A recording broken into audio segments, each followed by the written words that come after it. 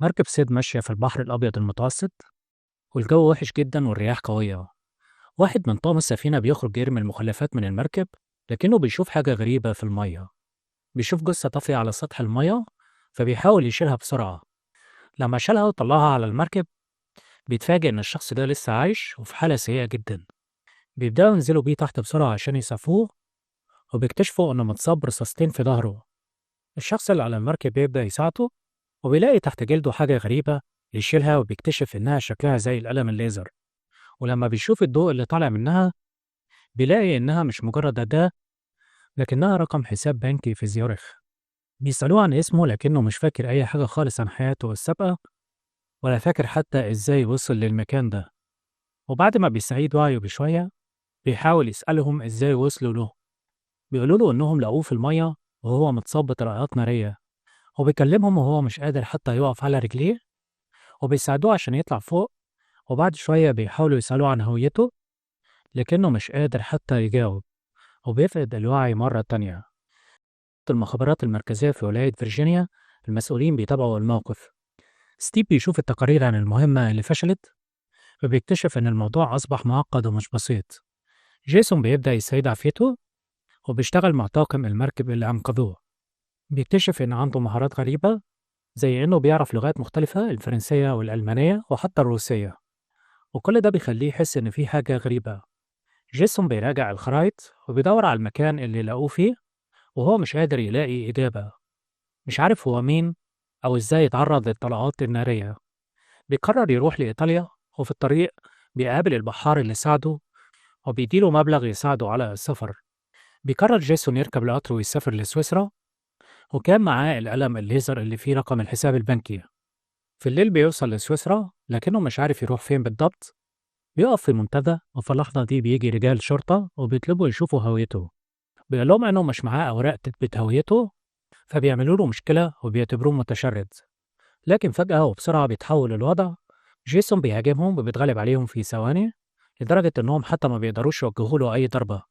بياخد مسدس واحد منهم وبيهرب بسرعة وبيجري في الشوارع. في اليوم التالي الحكومة الأمريكية بتجمع معلومات عن حادث، ورئيس دولة أفريقية بيقول إن الحكومة الأمريكية كانت عايزة تتخلص منه من أسبوعين، لكنهم فشلوا.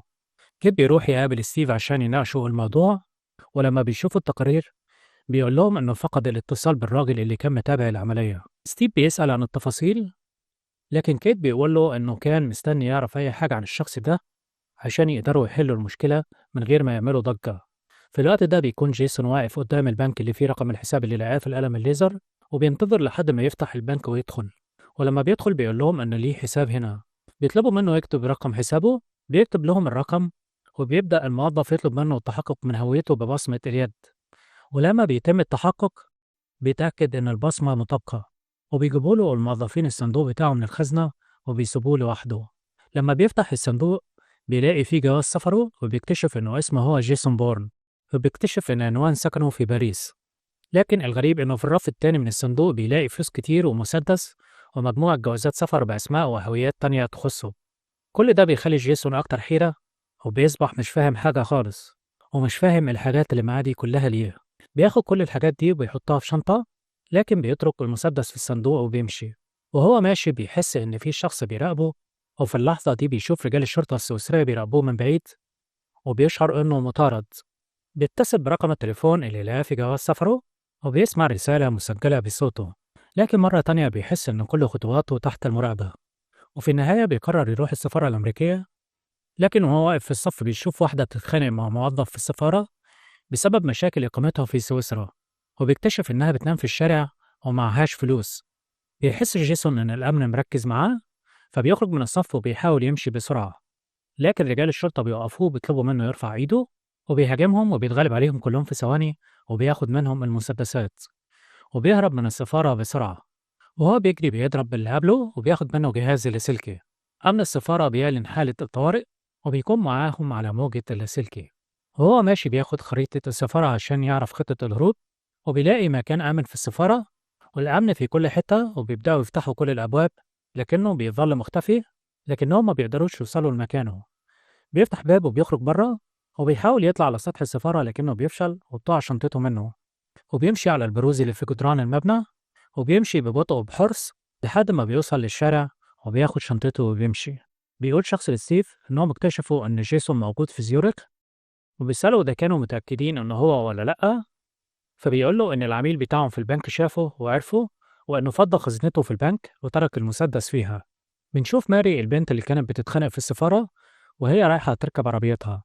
بيشوفها جيسون وبيقول لها إنه سمعها في السفارة وعرف إن معهاش فلوس وإنه ممكن يساعدها مقابل إنها تساعده. بتسأله إزاي يعني؟ بيقول لها أنت محتاجة فلوس وأنا محتاج حد يوصلني لباريس، وبيعرض عليها 10,000 دولار مقابل إنها توصله. بتقول له أكيد أنت بتهزر، لكنه بيديها الفلوس عشان تثق فيه. بتشوفه هو بيحاول يخبي وشه من عربية الشرطة، وبتفهم إنه وراه مشاكل. بتقلق وبتخاف، لكن في نفس الوقت هي محتاجة الفلوس وبتوافق يوصله. مازال ستيف بيبحث عن جيسون، وبيجيبوا كل كاميرات الفيديو عشان يتأكدوا من خطواته راح فين، وبيكتشفوا إنه هرب من مكانه بعد ما كانوا على وشك إنهم يمسكوه. وبيقول لهم ستيف إنه عايزه جثة قبل ما الشمس تغيب، وبيتصل برجاله المحترفين في كل أنحاء العالم عشان يكونوا مستعدين في أي لحظة للقبض عليه أو قتله. في نفس الوقت جيسون وماري بيكونوا راكبين العربية، وبتحكي له عن تاريخ حياتها من يوم ما اتولدت لحد ما عرض عليها الفلوس. وجيسون بيسمع بدون ملل، وبتعتذر له إنها شكت فيه، وبتسأله إيه اللي يخليه يدفع مبلغ ضخم زي ده عشان يوصل لباريس.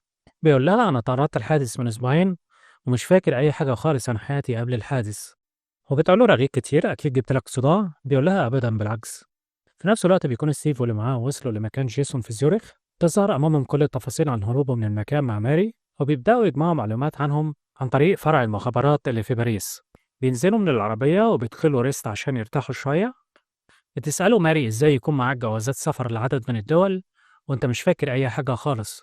بيقول لها تفتكري مين الشخص العادي اللي ممكن يكون معاه حاجات زي دي، أو حتى يحتفظ برقم حسابه البنكي تحت جلده. وبتحاول تهون عليه عشان ما يتوترش أكتر.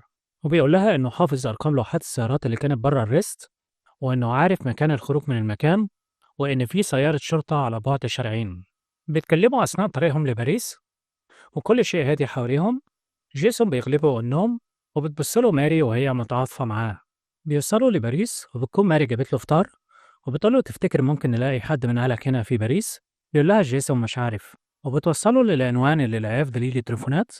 وبيقول لها تقف بالعربية بعيد شوية، وبيشكرها على اللي عملته معاه، وبيديها فلوسها. وبيقول لها لو عايزة ممكن تنزل معاه ويشوف هيعمل إيه. يوصلوا لباب البيت، وبيرن الجرس على الشقة، وبيشوف هيحصل إيه. بتيجي واحدة وبتتعرف عليه وبتقول له فينك بقالك فترة. بيقول لها كان عندي مشاغل شوية، وبيقول لها إن مفتاح الشقة ضاع منه، هل معاها نسخة منه؟ وبتقول له أيوه معايا نسخة، أنت سايبها معايا؟ وبتفتح لهم الباب وبيدخلوا وبيطلعوا مع بعض. وبتقول له ماري واضح إن شكلك ابن ناس وشقتك حلوة. بيدور جيسون على أي حاجة تفكره، وبتستأذنه ماري عشان تدخل الحمام. بياخد التليفون وبيتصل على آخر رقم كان اتصل عليه، وبيطلع رقم فندق. بيسأل موظفة الاستقبال عن النزيل اللي اسمه جيسون بورن. بتقول له مفيش حد متسجل بالاسم ده. بيطلع الباسبور الفرنسي اللي معاه، وبيقول لها إن اسمه جون كين. بتسأله الموظفة أنت صديقه؟ بيقول لها أيوه. بتقول له إن في خبر وحش، وهو إن جون كين توفى من أسبوعين في حادث على الطريق السريع. وبتقول له الموظفة إن الهجوم خدوا حاجته من غرفته، هما اللي بلغوا بخبر وفاته. وبيبدأ جيسون يحس بالخطر. ماري ما زالت في الحمام، وبيستمر جيسون في البحث في الشقة عشان يلاقي أي دليل يعرفه على هويته. بيحس بالخطر وبيشيل سكينة وبيداريها عن ماري عشان ما تخافش منه. بيروح ناحية الشباك، وفجأة بيظهر واحد مسلح برشاش وبيبدأ يطلق النار عليه. بيقع جيسون على الأرض وبيضربه. بيدخلوا في صراع طويل، وواضح إن جيسون متمكن ومحترف ومش قادر القاتل المحترف يتغلب عليه. وفي النهاية بيتغلب عليه جيسون، وبيضرب القاتل المحترف بكل براعة. بياخد السلاح وبيحاول يطعن القاتل، وبيتفادى جيسون الضربات بسهولة. وبيحاول القاتل يطعنه لكنه مش قادر، وبياخد جيسون قلم وبيضربه في كل مكان في جسمه. وفي النهاية بيتغلب عليه، وبيقع القاتل المحترف على الأرض.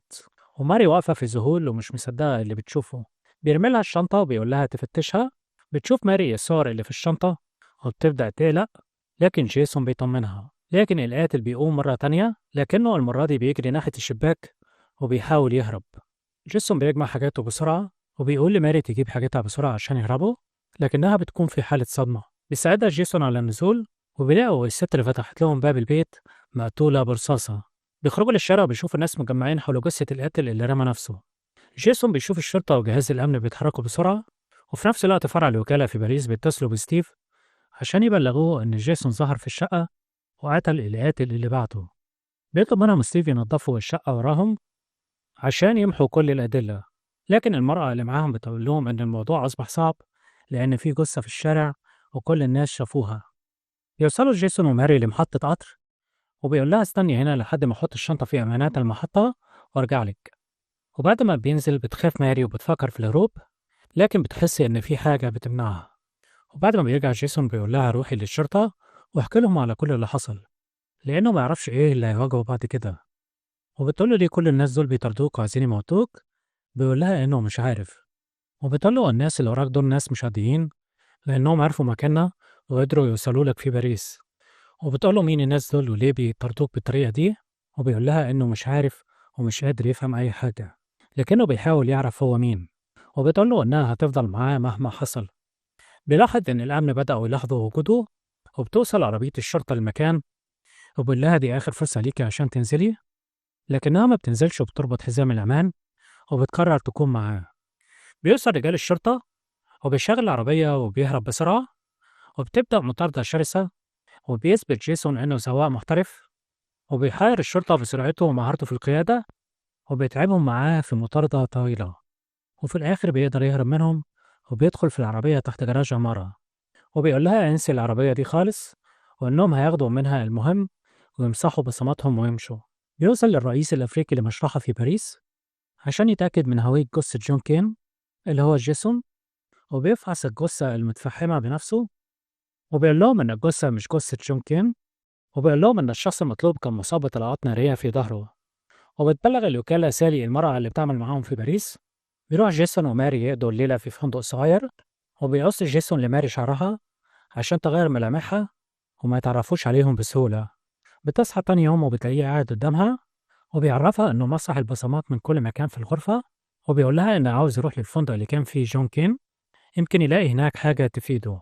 بيتصل بيهم الرئيس الأفريقي وهو غضبان وبيقول لهم إنه مش هيسيب حقه، لكن بيستهدفوا قناص محترف تابع للوكالة وبيموتوه. بيروح جيسون وماري للفندق، وبتدخل ماري لوحدها، وبيستناها جيسون بره لكنه بيكون قلقان عليها جدا. وبيتصل بالفندق عشان يطمن عليها، لكنه بيلاقيها أخيرا وصلت، وبتقول له إنها جابت كل اللي هو عايزه. بيروح شخص اسمه كيتشي لمكتب ستيف، وبيقول له إن الرئيس الأفريقي اتقتل في بيته، وبيطلب يعرف إيه اللي حصل. وبيقول له ستيف إن جيسون هو اللي قتله بعد ما فشل في المحاولة الأولى، وبيقول له ما تشغلش بالك بالحاجات الصغيرة دي، إحنا هنحل الموضوع.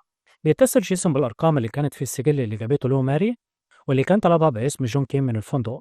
كانت معظم الأرقام دي لمحلات أدوات غطس. بيوصلوا لأحد المحلات اللي وصل لها عن طريق سجل التليفونات، وبتتعرف عليه موظفة في المكان، وبتقول له إن اليخت اللي كان عايز يأجره متاح في الوقت الحالي، وبياخد جيسون نموذج لكل الناس اللي استأجروا اليخت.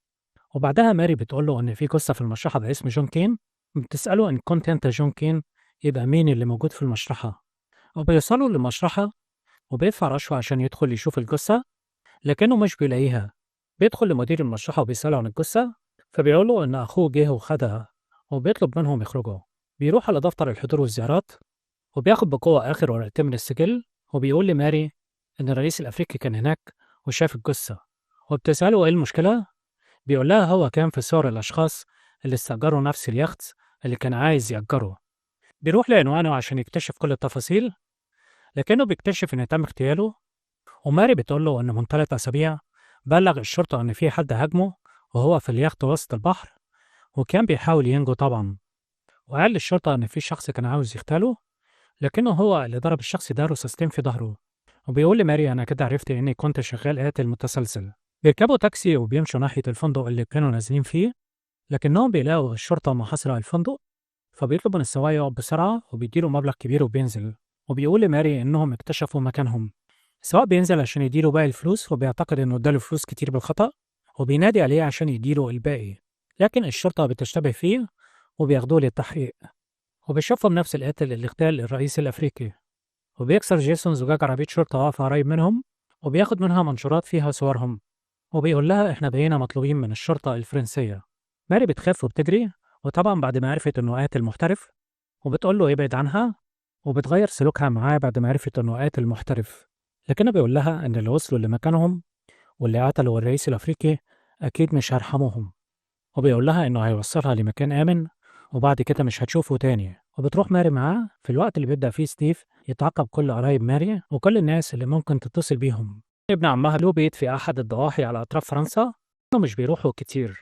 بيوصلوا للبيت فعلا، وبتحاول ماري تدور على المفتاح، لكن جيسون بيستسهل وبيكسر الباب وبيدخلوا. بيلاقوا أنوار شغالة وبيقول لها إن المكان ده مسكون ومش فاضي، وبيفهم إنهم لازم يمشوا بسرعة. لكن ابن عمها بيكون وصل في اللحظة دي، وبيظهر إنه مش مرحب بيهم، لكنه مضطر يضيفهم وبيسمح لهم يباتوا عنده. في نفس الوقت بيكون الوكالة حددت كل البيوت اللي فيها قرايب ماري واللي ممكن تكون راحت لهم هي وجيسون، وبيتوصلوا للمكان اللي هم فيه بسبب إن ماري اتصلت من مكان قريب. وبتقابل سالي المرأة اللي بتعمل معاهم القاتل المحترف، وبتديله عنوانهم. وتاني يوم بتقول الطفلة الصغيرة لوالدها إنهم مش لاقيين الكلب بتاعهم، وبيسألوا جيسون كلب إيه، فبيقول له كلب الحراسة. وعلى طول بيقلق جيسون وبيقول له ياخد أولاده وينزلوا بسرعة للقبو بتاع البيت.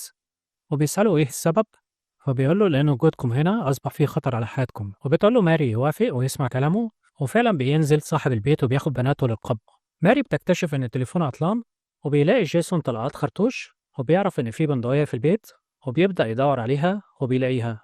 بتقلق ماري عشان الأطفال، لكن جيسون بيطمنها وبيقول لها إن مفيش حد هيقدر يقرب منكم. بيخرج جيسون وبيمشي ناحية مكان تانك الجاز عشان يشتت انتباه القاتل، وبالفعل بيشتت انتباهه وبيجري بعيد عن البيت، والقناص بيبدأ يضرب عليه نار وبيجمع معداته وبيروح وراه. وبيبدأ جيسون يبعد عن البيت بشكل كبير، وبيسحب القناص لمكان مكشوف، وبيصبح كل واحد شايف التاني أمامه. بعدها بيضرب طلقة وبيبعد عن مكانه بسرعة، وبيحدد جيسون مكان القاتل وبيجري عليه وبيبدأ يضربه بالنار. وبتقع منه القناصة وبيتصاب، وبيحاول يوصل لها، لكن جيسون بيوصل له قبل ما يوصل لسلاحه وبيضربه تاني. وبيسأله مين اللي معاك، وبيقول له أنا شغال لوحدي زيك بالضبط. وبيستغرب القاتل وبيسأله أنت مش فاكر أي حاجة خالص، ولا حتى الوكالة اللي بنشتغل معاها، وإنك مش عايز تفضل تحت وصاية الوكالة. وبيموت في النهاية. وبيدي جيسون لماري الشنطة اللي فيها الفلوس، وبيقول لها تروح مع ابن عمها وتبعد عن المكان بأسرع ما يمكن. وبيقول لها إنه لما ينتهي من مهمته هيشوفها تاني. وبتركب ماري العربية وبتمشي، وبيدخل جيسون البيت وبيفضي الشنطة اللي كانت مع القاتل، وبيلاقي تليفون وبيتصل على آخر رقم. وبترد عليه سالي وبتحوله لمكتب ستيف، وبيقول له إن الراجل اللي بعتوه عشان يقتله مات.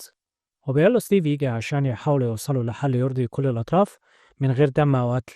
لكن جيسون بيديله عنوان في باريس، وبيطلب منه يقف في وسط جسر وصفوله ويكون لوحده ويخلع الجاكيت عشان يعرفه، وبيقفل الخط. بيوصل جيسون قبل الميعاد، وبيجي ستيف ومعاه فريقه وعمل كل احتياطاته. لكن جيسون طلع فوق مبنى عالي عشان يراقب الوضع، وبيشوف رجال ستيف وهم ماليين المكان. وبيقلع ستيف الجاكيت، وبيتصل بيه جيسون وبيقول له أنا مش قلت لك تيجي لوحدك؟ وبيقول له كده مش هينفع، وهنحدد ميعاد تاني. وبيقفل الخط، وبيركب جهاز تتبع على العربية اللي هو فيها. بيوصل جيسون لفرع الوكالة وبيعرف مكانهم، وبيحاولوا يدمروا كل الأوراق والمستندات اللي في البيت. وجيسون معاه جهاز تشويش على بس الإنذار في العربيات اللي في المكان، وبيشغل انتباه الحراس اللي قدام البيت.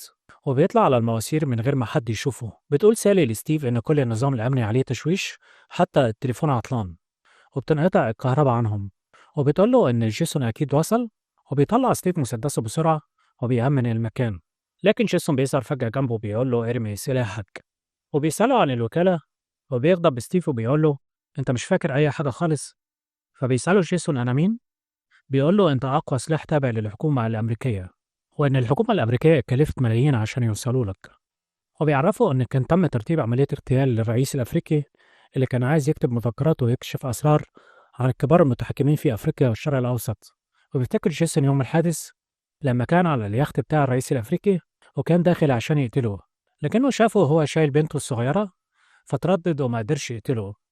ولما حاول ينسحب اتضرب عليه نار ووقع في المية. وبعد ما جيسون تتذكر كل شيء، بيقول ستيف إنه قرر ما يشتغلش معاهم تاني. وبيقول له ستيف مش بمزاجك. وبيقول له جيسون اعتبرني مت، ولو حسيت إن في حد بيطاردني تاني هقضي عليكم كلكم. وبيبص جيسون على جهاز الاتصال بتاعه، وبيفهم إن الأمن كله جاي، وبيضربه وبيفقده الوعي. وبعد كده بيبص على سالي وبيعرف إنها مغلوبة على أمرها. بيشوف الباب بينفتح بهدوء، لكنه أول ما بيشوف واحد منهم بياخد منه المسدس وبيقتله. لكنه بيقوم تاني وبيضرب عليه النار، وبيضرب عليه النار من واحد تاني واقف تحت. وبيطلع له عشان يقضي عليها. وبيقرر جيسون يعمل حركة مجنونة، وبيرمي الجثة اللي قدامه، وبيرمي نفسه وراها فوق السلم، وبيقتل كل اللي واقفين على السلم. وبعدين بينزل على الأرض وبيقوم بصعوبة، لكن بتكون جثة الشخص اللي نزل فوقه خففت عنه الصدمة. بيكتشف ستيف إن جيسون قضى على كل رجالته وهرب، وبيظهر قاتل محترف جديد، وبيقتل ستيف نفسه بناء على أوامر رئيس الوكالة كيتش علشان يخلصوا من الفوضى اللي سببها ستيف. وبعد فترة ماري بتعمل في إيطاليا، وبتكون استثمرت الفلوس اللي اداها لها جيسون، وبتشتغل في تأجير العجل والموتوسيكلات. بيجي لها جيسون وبيقول لها إنه عاوز يأجر ساعة، وإنه مش هيدفع أي حاجة. تابع بقية السلسلة على القناة، ولو عجبك الفيديو ما تنساش الإعجاب بالفيديو والاشتراك في القناة وتفعيل زر الجرس عشان يوصلك كل جديد. وياريت تقول لنا رأيك في التعليقات.